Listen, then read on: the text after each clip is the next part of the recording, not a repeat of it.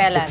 At eto naman mga kapamilya, isa pang sikreto para malabanan ang dengue ay kung malakas syempre ang resistensya ng ating katawan, di ba? At isang paraan para mapalakas natin ang ating sarili ay sa pamamagitan ng, love natin to, Correct. exercise. Correct. Pero mas maganda kung mag-exercise ka, mag-i-enjoy ka pa, partner. Oo Subukan naman. po natin ng isang workout na patalon-talon, yung parang kangaroo. Paano? Parang kangaroo. At narito, Talon. ganyan. Ayoko ata nito, Baka kung papayat ka naman eh. Parang tipaklo.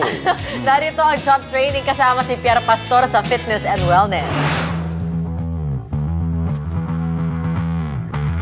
Ito ang tinatawag na Kango shoes na ginagamit ngayon sa isa sa pinakabagong exercise dito sa Pilipinas, ang tinatawag na Kango jumps o jump training.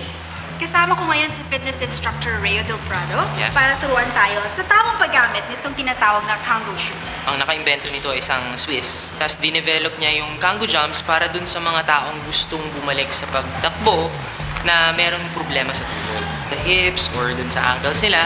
Kasi 80% nung impact kapag tumatama ka sa floor, ina-absorb yung sapatos. Yun kasi siyang tinatawag na impact protection system or yung mga spring pati shell. Lahat yun, nag-a-absorb ng impact once na mag-land yung paa mo sa floor. Hindi lang yung legs natin ang nat-train dito. Kasama rin yung core, yung abdominals mo, yung lower back mo, para hindi ka ma-off balance. Kailangan muna matuto tayo na i-land yung gitna ng sapatos. So kailangan ang landing nandun lagi sa gitna. Okay, so halimbawa, nag-shift ka ng weight mo at gumalaw ka na, patagilid, siya. Tapos, gilid. Then after that, pag medyo okay ka na, okay, start ka ng tumalon.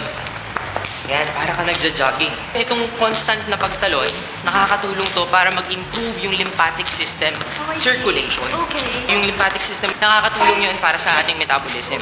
So the more kang tumatalon, the more na umiikot yun, yung metabolism mo. So mas mabilis mag-lose ng weight. Itong jump